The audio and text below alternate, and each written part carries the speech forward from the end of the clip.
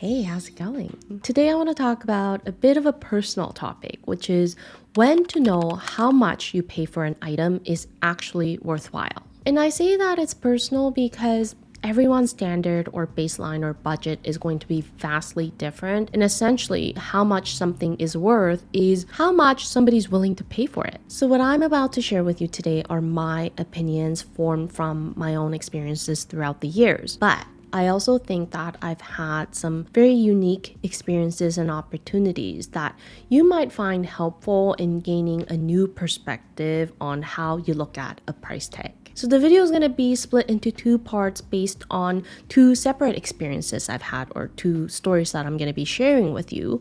One is going to be for luxury items and brands, and the other is going to be related to fast fashion. I'm leaving out indie or smaller brands on purpose because one, I don't have a personal story to share with you, and two, smaller brands generally can't take as much advantage of things like economies of scale or lower production costs and stuff like that. So there's less wiggle room when it comes to markups and price points. So I'm just going to focus on luxury brands and bigger fast fashion brands for now. And we'll start with luxury brands because the decline of these brands has been getting so much attention in the last few years. And we're hearing so many stories about how these brands are being exposed for their unethical practices around marketing, production, and quality. So the first story I'm going to share with you is how I got over my desire for luxury goods. A bit of background info about me is that I spent a lot of time around wealthy international students in my late teens and my early 20s. So I was definitely influenced by their lifestyle and their purchasing habits. And one habit I picked up was this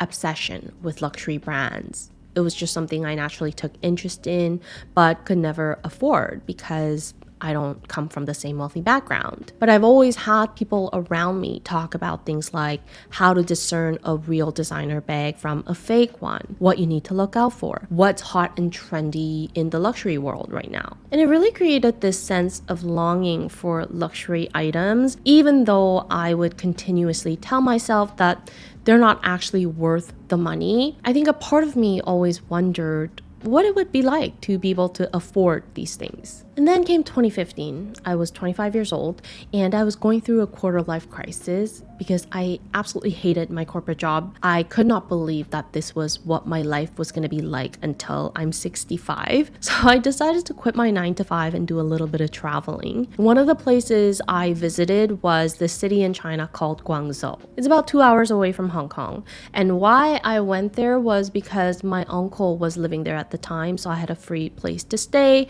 And Guangzhou's like the 4th or the 5th largest city in China. They're also known as this massive production hub for fashion. And I was there not only to travel, but I wanted to scope out some potential business opportunities. I mean, I had just quit my job and I had no idea what my next steps in my life were going to be, but I knew I always had an interest in fashion and style. So I wanted to, take the opportunity to explore the city and see what it's about. So because my uncle had to travel between two cities a lot of the times and he didn't want to leave his apartment empty, he had a roommate, and his roommate was this Korean guy who sold designer replicas to customers in Korea. So he ran this blog in Korean and that's how he got his customers, and he would sell high-end replicas to these clients. So my friend and I got to follow this guy around to all of these different replica markets in the city quite frequently, and we got to see how he made his deals,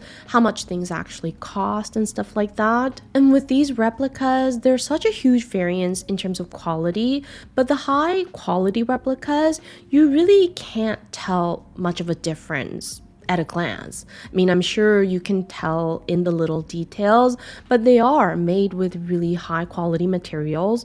They're made to order, and they're just really well produced products. And I remember they costed around 1/10 of the retail price. So for example, for a Chanel bag that costs $5,000 here in North America, you'd be able to get a high-end replica of that for around $500. And you can pretty much get anything made to order as long as you know which vendors to seek out for. Like, if you wanted a Hermes Birkin bag made out of crocodile leather that would cost like $100K here, you can get that made within a week or two. It'll still cost like $10,000, but It's possible. My uncle's roommate was only the middleman, right? Like he was dealing directly with end consumers in Korea, but he didn't have any contact information to the production companies in China. And the vendors that he bought his inventory from are probably not production people either. They just have better connections to these production companies. So they're just another middleman. So my uncle's roommate bought these products at 1/10 of the retail price,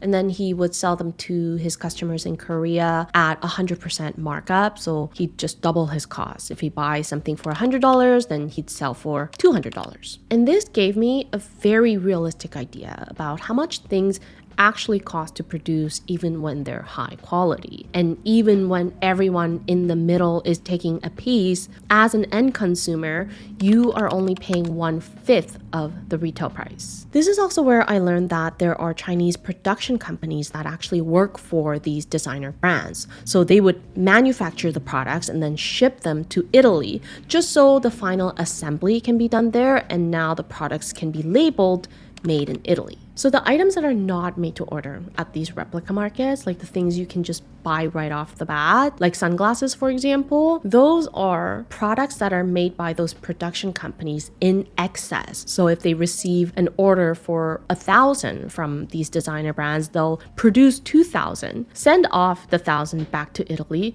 and then sell off the remaining 1,000 in China. The only difference is that the final assembly is also done in China, but you're essentially buying the exact same thing. Now, the craziest thing that I've learned through this whole experience, based on what my uncle's roommate told me, is that his customers are actually wealthy people. Like, they're not the type of people that can't afford the real deal. It's just that they don't feel the need to pay the full price for every single designer item that they want to have. And this whole experience was just such an awakening moment for me, because I felt like everybody was in on this, from the brands that are charging these crazy markups to the production companies that make and sell excess inventory, all of the middlemen involved, and even the customers who are wealthy enough to afford these things, but they're just simply choosing not to.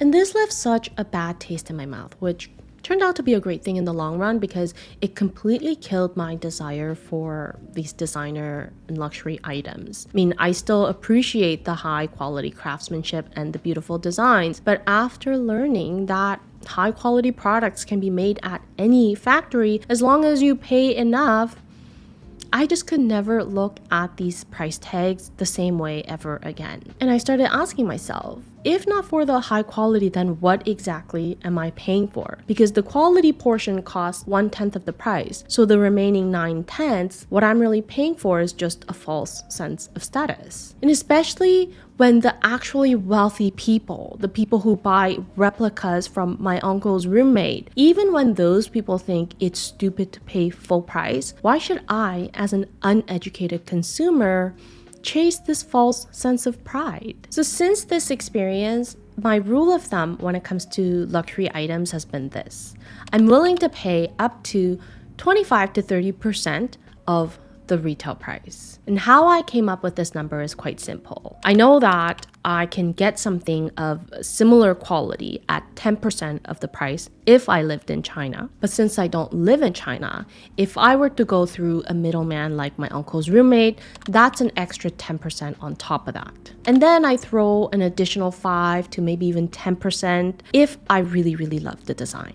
Now, I'll tell you why it's virtually impossible for me to get anything at 25%. At that steep of a discount, I'm probably looking at the secondhand market, which means it makes it that much more difficult for me to find a design that I absolutely love. And also at 25% of the original price, the condition of these pre-loved items is probably not going to meet my standards. Like, they're going to be very worn and not taken very good care of. So naturally, I'm being steered away from looking at luxury items as a whole. And once you get into the habit of thinking this way, nothing seems worthwhile. I mean, this feeling of desire, it's going to pass. And even if you come across something else that you really like, that feeling is also going to pass. And you realize that you're going to be just fine carrying on with life. So over time, this experience has just steered me away from designer and luxury brands altogether. And now the thought of wearing something with a big logo actually makes me feel a sense of shame more so than pride, because that's literally me advertising that my money has not been well spent. And I'm not saying these things to be judgmental. Like I said at the beginning, what you deem to be worthwhile is a completely personal decision, and it depends on your circumstances as well. So you don't have to follow this random 25% rule that I made up. But if you find that this desire kind of creeps up and you want to keep it in check, hopefully this will help you with putting things into perspective. The second story I want to share, like I said, is related to fast fashion. And again, to give you a bit of background info, also in my early 20s is when I started shopping more online on Korean websites. I was just getting a little bit frustrated with how everything was looking the same here. And sizing was also off. Like, as somebody who is 5'3", if I wanted to get a pair of pants, I would automatically have to factor in alteration costs. Korea was also much more advanced with their online shopping game by like the mid to late 2000s, and I could easily browse online for options even though I lived in a different country. I also found this company that catered to Koreans living abroad because international shipping was not as common back then, so they would take the orders from customers and receive and consolidate the orders in their warehouse in Korea and ship them to your address no matter where you are in the world, and they would take like 10% commission from the total purchase price, plus shipping. Of course, I would have to pay for that myself as a customer. But for me, that just felt like paying for taxes. Like, I live in Canada, I was living in Ontario at the time, so automatically there's a 13% tax on everything I purchase. So that's what the commission and shipping sort of felt like. And I don't know why, but I was never really charged for duties or customs. I don't know, maybe things were not as strictly checked back then because international shopping was not as common. But I think I paid for duties and customs like once or twice, but most of the times the package will just be delivered to my door and I'd be able to bypass customs altogether. So I got into the habit of online shopping before online shopping was a thing here in North America. And because clothes were cheaper in Korea, even with commission and shipping, I always felt like I was saving money at the end of the day. Now, why I bring this up is because, again, in 2014 or 2015, I came across the brand Oakenford while I was walking down Queen Street in Toronto. For those of you that don't know the brand, Oakenford is a fast fashion company founded in Vancouver, and it's founded by Korean Canadians back in late 2000s or early 2010s. And now they're big enough that they design their own clothes, but when they first started, they actually brought a lot of their clothes from Korea. So I walk into the Oakenford store for the first time, and I was wearing this jacket that I bought from Korea, and coincidentally, they were selling a very, very similar design, like something that was almost identical. So I looked at the price tag, and I know that I purchased my jacket for $70, probably $80 or $90 if including commission and shipping. But the price tag said $160. So the quick math in my head tells me that they're charging double the price of what I had paid for. And I had already paid retail price. So this got me curious about the markups with fast fashion retailers here in North America, because the price that I paid, even though it's a price I would have paid in Korea, is already marked up. Like, I'm already probably paying double the wholesale cost, because the fast fashion markups usually range from 100 to 150% of wholesale price. So if I were to do the calculations for this jacket, the wholesale cost of this jacket in Korea would range from $28 to $35. Let's say roughly $30. By the time this type of jacket or this quality of a product reaches an end consumer in North America, we're paying at least 4 to 5 times the wholesale cost. And maybe this number sounds normal. I'm also just making assumptions because I've never actually worked at Oakenford, so I don't know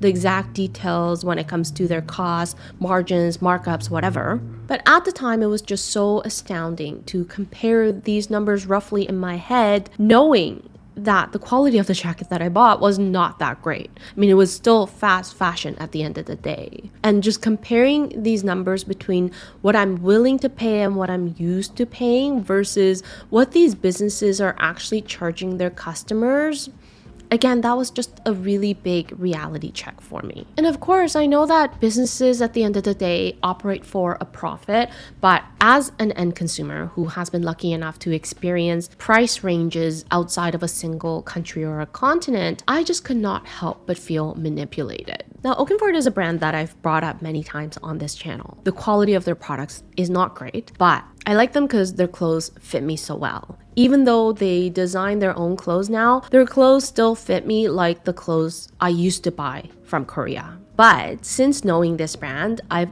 always shopped their sale and clearance section, I'd say like 80% of the time. Because I just cannot justify their regular prices knowing what I know and experiencing what I've experienced. So similar to what I've done for luxury brands, if I were to come up with a simple rule of thumb for bigger fast fashion retailers, I'd say I'm willing to pay up to 70% of their regular price. And here's how I came to the calculation. If we use the jacket as an example again, the wholesale cost of that was assumed to be like $30, right? And I paid $90 for this jacket, including the whole commission and shipping portion. So I was willing to pay 3 times the cost, or 200% markup. Now, I paid $90 and Oakenford was charging $160, so that's 56%. But these days, if I were to buy something from Korea, I would likely be charged for duties and customs. I also like the idea of having a brick and mortar store to be able to try things on myself. Things like returns are easier. So given all of these added benefits, I would throw in an additional 15% to the 56% and then just round it off nicely to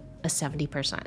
So as you've witnessed, these numbers are pretty much just made up. But as I said, how much something is worth is at the end of the day determined by how much somebody's willing to pay for it. And there's so many qualitative traits involved in that decision that makes quantifying super ambiguous. So these are just numbers that I can come to terms with. And finding a 30% off sale item that I absolutely love and that is also in my size is actually pretty difficult. But I just like to think of it as a way that allows me to be a little bit more mindful when it comes to consumption and also look for alternative routes like secondhand shopping.